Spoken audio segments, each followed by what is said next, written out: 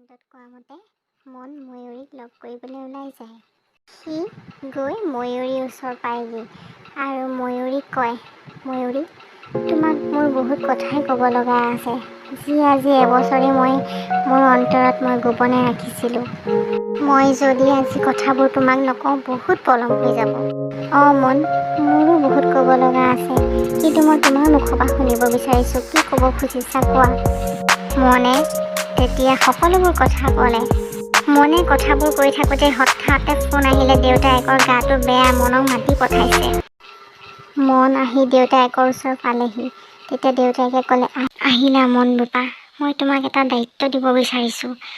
মোৰ বিদেশত এটা বিজনেছ আছে, সেই বিজনেছটো এতিয়া তুমি চম্ভালিব লাগিব।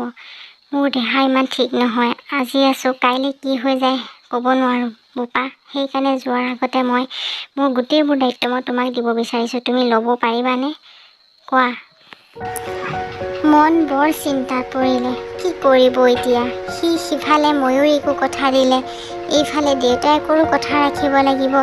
সি বৰ চিন্তাত পৰিলে, কি কৰিব এতিয়া। ইফালে ময়ূৰীয়ে ঘৰত আহি মাকক মনৰ কথা ক'লে।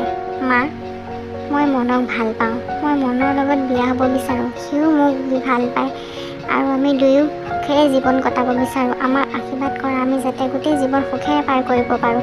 ঠিক তেনেকুৱা কথাবোৰ শুনা পায় আৰু দেউতায়েকৰ খং উঠি পেলাই দেউতায়েকে কয়, তুমি কি কথা ক'বলৈ আহিছা, তুমি ভাবি চাইছানে? মই তাৰ নিচিনা ল'ৰা এটাৰ লগত মোৰ ছোৱালী মই বিয়া দিবলৈ কেতিয়াও ৰাজি হ'ব নোৱাৰোঁ। সি একটা বদমাছ ল'ৰা।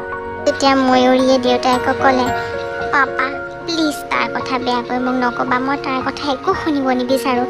মই কেৱল যদি বিয়া হওঁ তাৰ লগতেই হ'ম, নহ'লে মই কাৰো লগত বিয়া হ'ব নিবিচাৰোঁ। জিদ নকৰিবা প্লিজ, মই আগতেই মোৰ বন্ধু এজনক কথা দি থৈছোঁ, মই সেই বন্ধুজনৰ ঘৰলৈহে মোৰ ছোৱালীক মই বিয়া দিম। মই তোমাৰ ভালটোৱে বিচাৰোঁ ময়ূৰী, তুমি তাৰ লগত সুখেৰে কটাবা গোটেই জীৱন। যাক মই অন্তৰৰ পৰা স্বীকাৰ কৰিলোঁ, সেই মানুহজনৰ এই ঘৰখনত সন্মান নাই যেতিয়া মোৰো এখন ঘৰত কোনো ঠাই নাই, মই এতিয়া এই ঘৰখনৰ পৰা যামগৈ। ময়ূৰীয়ে তেনেকৈ কৈ ঘৰৰ পৰা যাবগৈ ধৰে। দেউতায়েকে কয়, যোৱা যদি যোৱা, কিন্তু এইখন ঘৰলৈ দ্বিতীয়বাৰ আৰু ঘূৰি নাহিবা, তোমাৰ বাবে এইখন ঘৰৰ ৰাস্তা সদায় কাৰণে বন্ধ হৈ গ'ল। ইফালে মনৰ দেউতায়েক 2 মাহৰ পাছতেই ঢুকাল। মন বৰ অকলশৰীয়া হ'ল, সি কাৰ লগত থাকিব এতিয়া, সি কি কৰিব এতিয়া, সি বৰ চিন্তাত পৰিলে।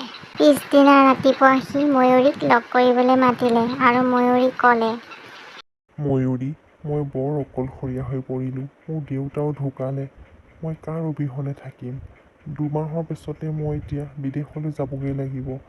তুমি কি ভাবিছা, যোৱাৰ আগতে মই তোমাক নিজৰ কৰিব বিচাৰোঁ ময়ূৰী।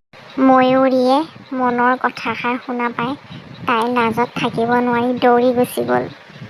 তাৰ 2 দিনমান পিছতেই মন আৰু ময়ূৰীৰ বিবাহ সম্পন্ন হ'ল। দুয়ো সুখেৰে জীৱন কটাবলৈ ল'লে।